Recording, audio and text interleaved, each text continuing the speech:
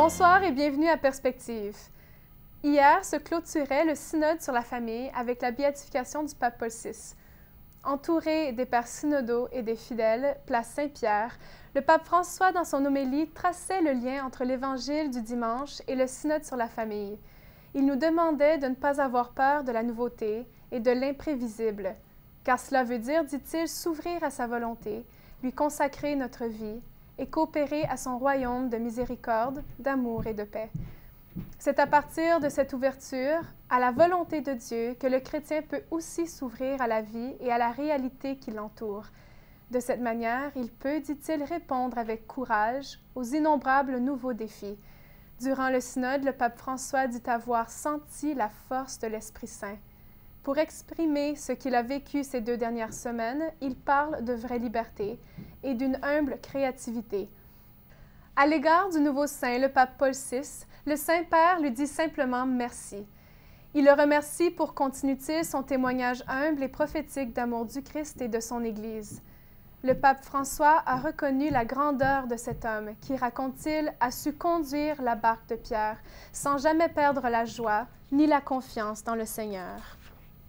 Notre correspondant Charles Bourgeois, qui était au synode sur la famille, a demandé à un père synodal quel était le lien entre Paul VI et la famille.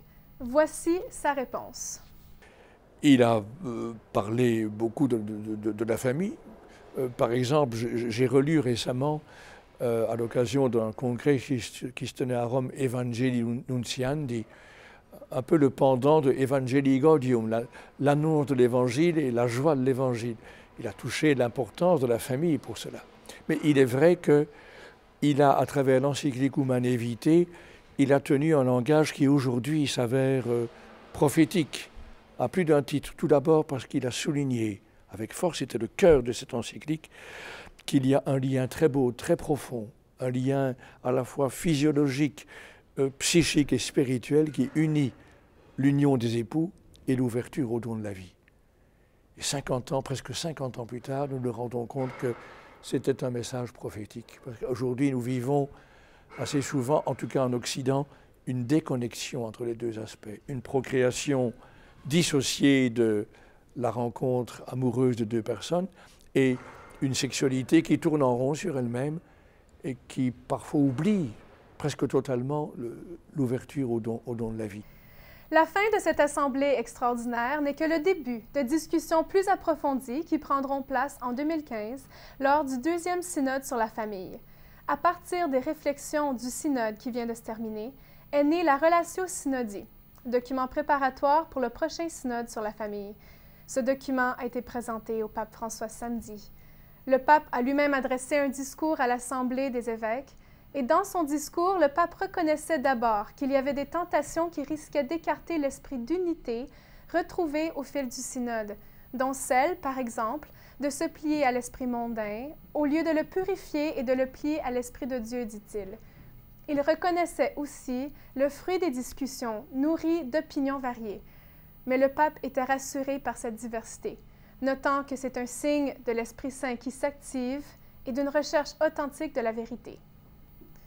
Cette même journée est sortie une lettre pastorale aux familles, et tous ces documents, vous pouvez les retrouver sur le site web de Radio Vatican. Toujours à Rome, le père Thomas Rosica a pu demander à l'archevêque de Milan, Monseigneur Angelo Scola, quelle était son expérience du synode et ce qu'il en retenait. Écoutons sa réaction. C'est une grande tâche parce qu'on a fait un travail très ouvert, centré sur un dialogue très franc, comme le pape nous avait demandé. Et alors, maintenant, on a la tâche de porter dans toute la réalité du peuple de Dieu et de la base, la richesse de la réflexion, essayant de faire comprendre que certaines tensions qui ont émergé étaient tous en fonction de l'affirmation de la beauté, de la vérité, de la bonté de la famille, comme Jésus nous l'a enseigné. De telle façon que nous avons après ce synode un engagement à soutenir, soit pour tout le peuple, pour tous les fidèles, je pense surtout aux prêtres, aux diacres, aux religieux, aux religieuses, aux laïcs, qui doit aller dans une direction claire que ce synode a affirmé. Le sujet, la famille doit finalement devenir le sujet de l'évangélisation, de n'être plus l'objet de l'évangélisation. Ce n'est pas seulement l'objet des soins de la part des pasteurs, mais il faut qu'ils deviennent les acteurs directs, en renouvelant les relations de fraternité, de communion à la lumière de l'Évangile, à la lumière des enseignements des magistères, à la lumière de ce que Dei Verbum appelait le lien étroit entre les Scriptures, la tradition et le magistère. Je pense que ça, c'est une grande tâche. Aujourd'hui a eu lieu un consistoire au Vatican. Convoqué par le pape François pour annoncer les canonisations du bienheureux Joseph Vaz et de la bienheureuse Maria Christina, la rencontre s'est arrêtée sur le Moyen-Orient.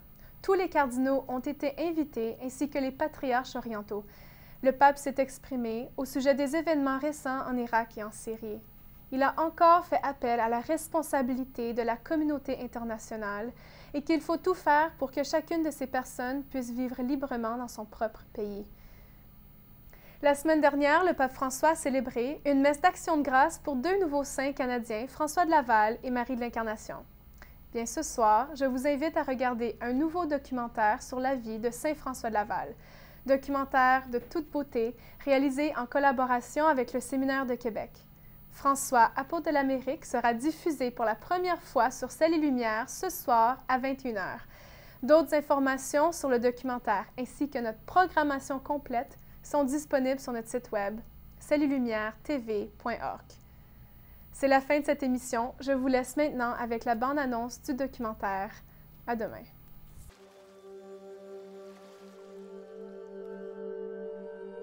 Il faut être rempli de l'Esprit de Dieu. Cet esprit doit animer nos paroles et nos cœurs. La bouche parle de l'abondance du cœur.